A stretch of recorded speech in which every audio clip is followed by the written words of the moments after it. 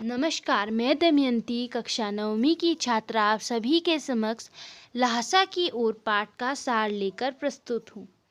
ल्हासा की ओर पाठ सार से पहले हम उनके लेखक राहुल सांस्कृत्यायन के बारे में जान लेते हैं, जिनका जन्म सन 1893 में उनके ननिहाल गांव पदहा जिला आजमगढ़ उत्तर प्रदेश में हुआ। उनका पैतृक गांव केनला था। उनका मूल नाम केदारनाथ पांडेय था। उनकी शिक्षा काशी, आगरा और लाहौर में हुई। सन 1930 में उन्होंने श्रीलंका जाकर बौद्ध धर्म ग्रहण कर लिया। तब से उनका नाम राहुल सांस्कृत्यायन हो गया।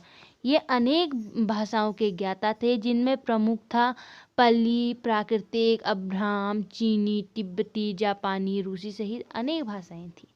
उन्हें महापंडित और घुमक्कड़ भी कहा जाता था। इन्होंने घुमक्कड़ी शास्त्र भी लिखा था। सन 1963 में इनका देहांत हो गया। अब पाठ की ओर। पाठ ल्हासा की ओर, जिसमें कि इनकी पहली और प्रमुख तिब्बत यात्रा का वर्णन किया गया है।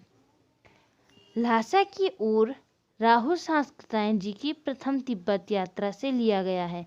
ल्हासा की ओर पाठ जो था वो राहुल सांस्कृत्यायन जी की प्रथम तिब्बत यात्रा थी, जो इन्होंने 1929 से 1930 के बीच में की थी। उन्होंने 1929 से 1930 के बीच में यह जो थी की थी। उस समय भारतीयों को तिब्बत यात्रा की अनुमति नहीं थी, इसलिए उन्होंने यह यात्रा भिखारी के छद्म वेश में की। भिखारी के छद्म वेश में की मतलब इन्होंने भिखारी के वेश में ये यात्रा की थी छुपकर, क्योंकि भिखारियों को कहीं भी आने जाने से रोक नहीं होती है। इस यात्रा वृत्तांत में तिब्बत की राजधानी ल्हासा की ओर जाने वाले दुर्गम रास्तों का वर्णन ही रोचक शैली में किया गया है। जो तिब्बत की राजधानी ल्हासा के है, उसके दुर्गम रास्तों का वर्णन यहाँ पर बड़ी ही रोचक शैली में किया गया है। इस पाठ से हमें उस समय के तिब्बत समाज के बारे में पता चलता है। उस समय तिब्बत समाज कैसा था, ये हमें इसी से पता चलता है। जब फटी कलिंगर पोड़ का रास्ता नहीं खुला था, नेपाल से तिब्बत जाने के लिए ल्हासा ही मुख्य मार्ग था। वह सैन्य व व्यापारिक मार्ग था। इसलिए यहाँ जगह जगह पर किले और चौकियाँ और किसान बसे हुए थे। ल्हासा में जाति पाति और छुआछूत नहीं था। यहाँ जाति पाति का कोई भी परंपरा नहीं थी और ना ही औरतों को पर्दा डालना पड़ता था। अपरिचित होने पर भी हम घर के अंदर जाके चाय पकवा सकते थे। घर की महिलाओं से कहकर चाय पका सकते थे। यहाँ चलकर लेखक सुमति के साथ थोडला से पहले आखिरी गांव में पहुंचा। सुमति जो थी वो लेखक को ल्हासा में या फिर तिब्बत में ही मिली, उनके एक मित्र था। डांडा थोडला तिब्बत का सबसे खतरनाक स्थान है। इसी रास्ते में लेखक को जाना था और यहाँ डाकुओं का भी बहुत ज़्यादा डर था। डांडा थोडला जो है वो बहुत ही खतरनाक, वहाँ डाकुओं का भी बहुत डर था, क्योंकि सुनसान जगहों पे डाकू रहते हैं। लेकिन वो तो भिखारी थे, इसलिए डाकुओं उन्हें कुछ नहीं कर सकते थे।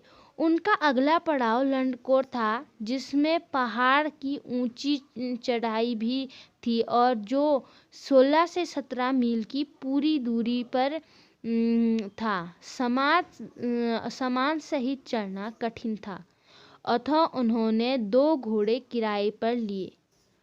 दूसरे दिन वे डांडे के ऊपर पहुंचे। यहाँ दक्षिण में हिमालय की बर्फ से ढकी चोटियाँ। यहाँ सबसे ऊंचा स्थान डांडा इनके देवता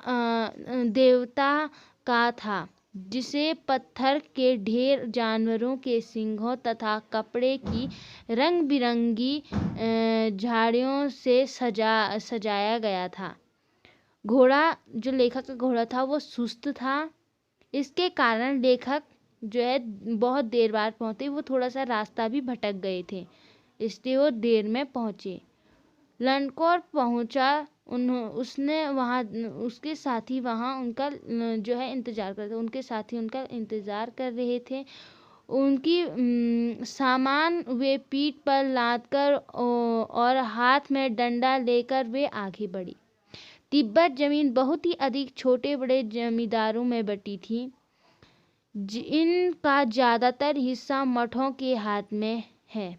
जागीरदार कुछ खेती खुद भी करता है और कुछ मजदूरों से करवाते हैं। समय समय पर वहाँ खेती का प्रवेश देखने के लिए भिक्षु आते थे। उनका सम्मान राजा की तरह होता है। लेखक और सुमति शेखर विहार में एक भद्र पुरुष से मिले। भीखमंगों के वेश में होने पर भी उन्हें आदर मिला। वहाँ एक बौद्ध मंदिर था, जहाँ बौद्ध की 103 हस्तलिखित पोथियाँ रखी हुई थी। हस्तलिखित मतलब हाथ से लिखी हुई पोथियाँ लिखी हुई थी। ये बड़े मोटे कागज पर लिखी हुई एक पोथी कम से कम 15 शेर की थी।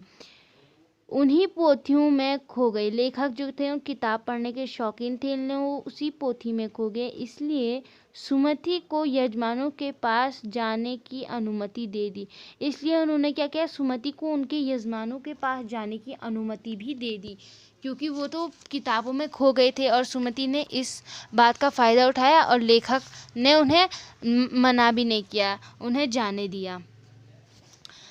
वे उसके बाद जब सुमति से उन्होंने उनके लेखक के जो सुमति थी उनसे मिलने को कह दिया और सुमति को उनके यजमानों से मिलने को कह दिया। लेखक को लगा कि सुमति 2 से 3 दिन लगेंगे, लेकिन वो तो दोपहर के बाद ही चले आई। तीडंगरी गांव जो था वहाँ से बहुत दूर नहीं था, इसलिए उन्होंने अपना सामान उठाया और पीठ पर उठाया और भिक्षु नम से विदाई लेकर चल पड़े। सुमति का परिचय। सुमति एक मंगोल भिक्षु थी, जिनका कि लेखक ने अपनी सुविधा के लिए उनका नाम सुमति रखा हुआ था। धन्यवाद।